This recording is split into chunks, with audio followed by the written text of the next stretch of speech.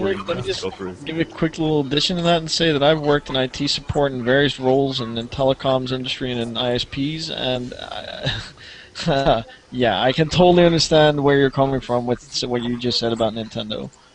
Oh, it was a tough call. It's really, it was frightening. Like, from a fiscal point of view, right. That could have cost money, a lot of money right there, and the question is, you know, when you do something, anytime you add risk like that, it's always easy to say no. And Nintendo didn't. Like, they looked at it, they embraced it, we talked a while about it, and they went, let's do it. They've always been one to think out of the box. Yes, they have. Well, look at old Shigsy. Yep.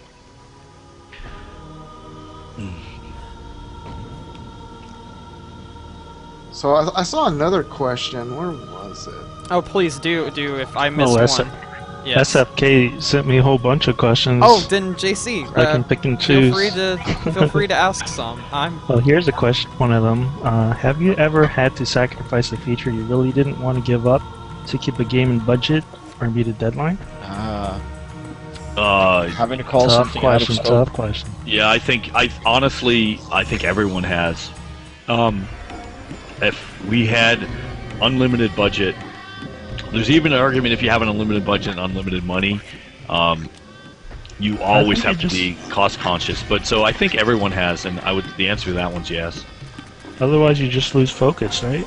Yeah, it's not good to have unlimited budget anyway, and it's not good to work on something for too long of a time. You really want to be constrained in some ways. And if you even look at the film industry as an example, some of the rules that they followed for a while created some of the best camera language things, like trains going through tunnels, when there was all kinds of censorship going on in the film industry. Those rules, and so slightly different, but actually created a lot of that creativity.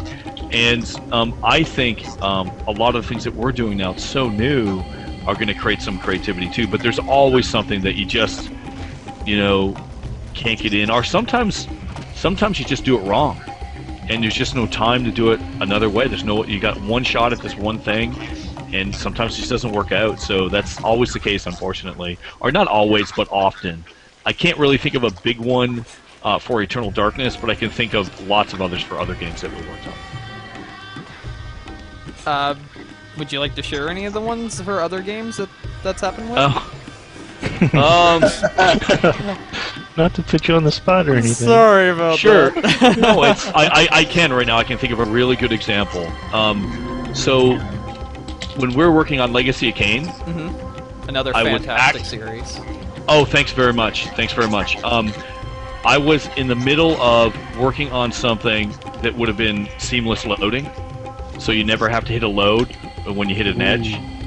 And that was one of the biggest problems in that game, and because I was the president of the company at the time, the coder, doing a lot of design, writing the story with Ken, I just didn't have the time to finish that system.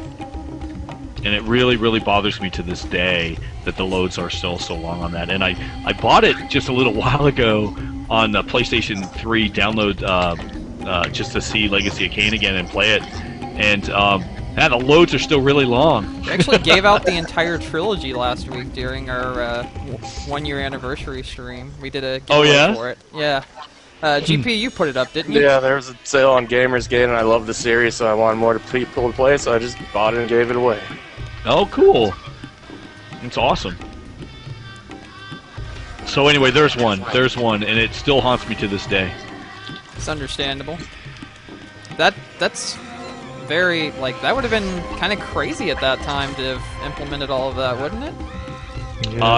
Yeah, video game development is never seems to be slow. No. Loading times is one of my biggest pet peeves in video games, especially on the PS3. It takes forever. It affected me so much, quite frankly. I sort of vowed that pretty much every game after that wouldn't have any.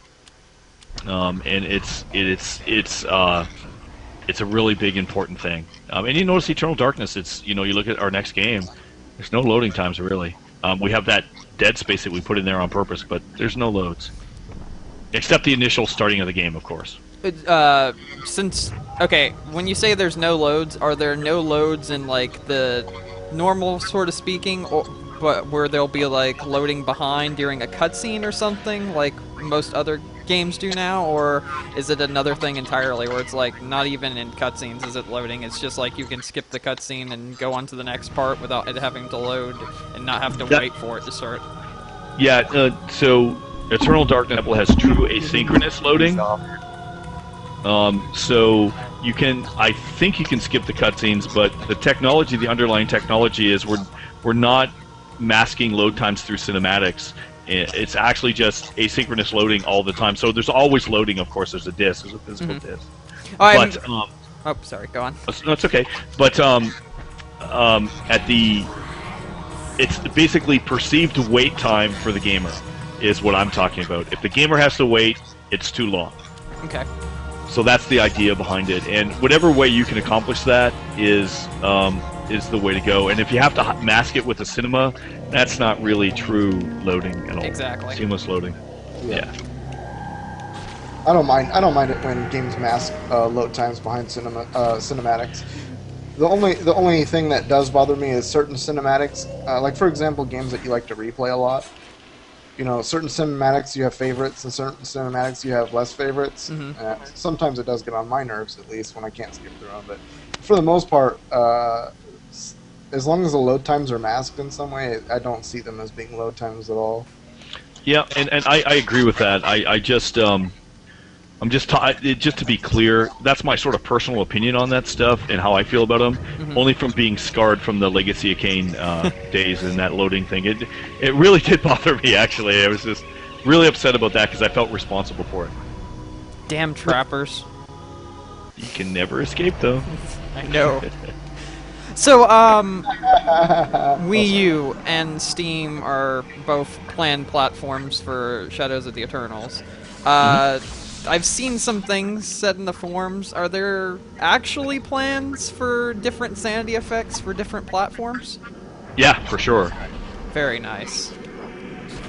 Yep. No, I thought you were going to ask, are we planning other platforms? No, and the no. answer is well, I know yes. that one's also yes, but it's depending on how the community, you know, what they think of it, what they want to do. Right, and of course, if we meet our goals and stretch goals, because but the Cry engine certainly is compatible with all that, and certainly on the next generation systems too. It's you know, wherever direction we want to go, and even if there's a big push for say. You know, the iOS, we'll look at that too. It all depends, and we've had people asking us about Linux and what's our stance on that, and it's generally going to be the same in everything if there's a strong community backing, and we have essentially the ability to do it. Then we're going to try. I actually saw some people in your Greenlight page for Shadows of the Eternal on Steam already saying that they would back it if it was on Linux, but since it isn't, they weren't going to be able to, or something like that. I saw a few people post something like that at the bottom, so Linux would definitely be something to look into for the PC community, especially with, I believe Steam, when they come out with their Steam boxes, rumored, not confirmed, or maybe it has been by now, I'm not sure, to be going with Linux for the Steam box. So, right now we haven't made what I would call an official, and for all those people that are listening there, and we didn't list it explicitly because we hadn't made a decision, to be clear, but we fully intend to support a Steam box. So if it's Linux, to us it doesn't matter. And quite frankly, if there's a large enough community that says they want Linux, we certainly will. But out of the gate, we have to be somewhat conservative because we can't just promise the world on this, you know, budget that we have. It wouldn't be fair to the consumers. And we actually had someone write us and complain that we said PC. They said, "Are you supporting Linux?" And we said, "We're not sure." And he goes, "Well, that could be considered misleading." So we pulled it. Only to make sure we didn't want anyone to think that we were trying to mislead them in any way. Well, it's interesting that we're talking about this because I've been kind of monitoring this kind of closely because I figured it'd be a big deal on like what people want this game on systems for like in the future when we get the funding for that sort of stuff, the stretch goals and stuff like that. And it's been really diverse. Like I can't say anybody in particular is asking for something more than anything else. It's basically been kind of everything, which is kind They're of asking for everything. it's scary at one time, and well, it's scary in a lot of ways because one, you're not going to be able to please everyone, because it would be really difficult, I think, financially, to do every single platform and probably time-wise. So, it's like, what do you do? And it's also flattering at the same time that so many people want to experience this game.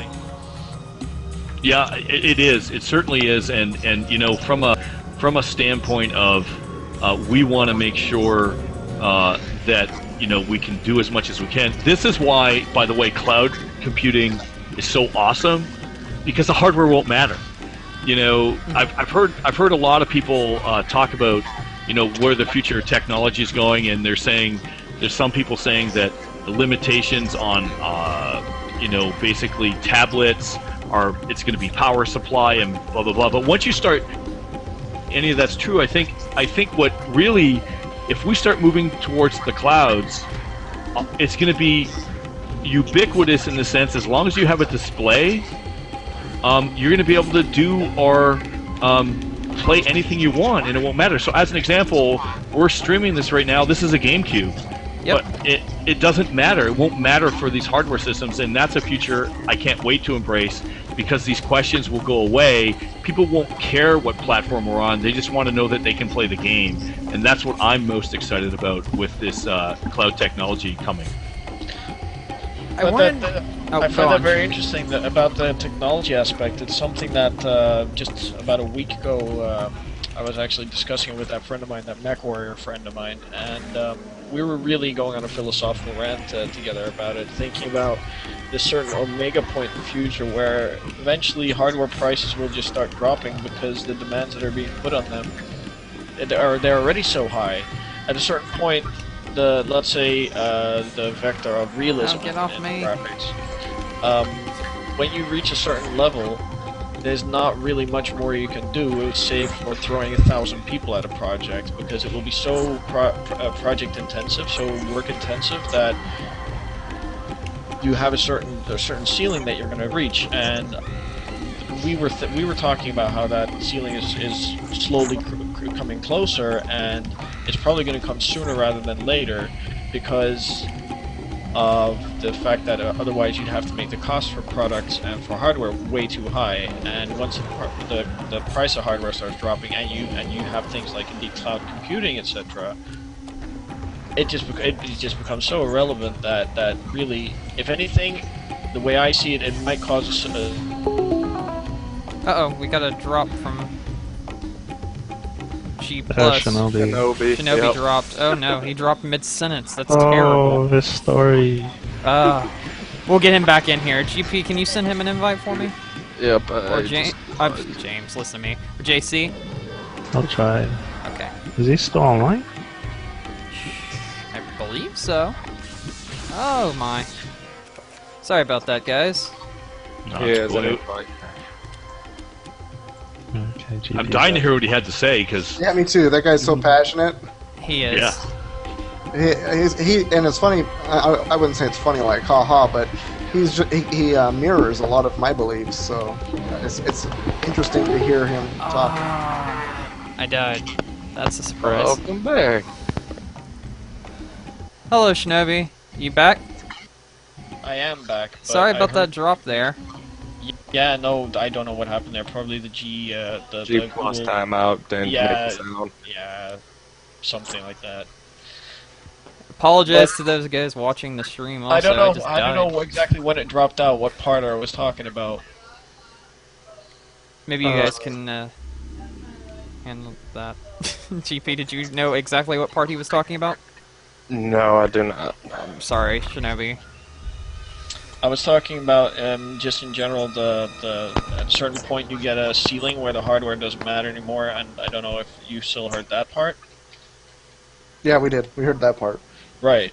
And what you guys were talking about with cloud computing, that's a further, well, it's a different development vein that's happening at the same time, but that has its parallels with that also. And once that comes in, and hardware really becomes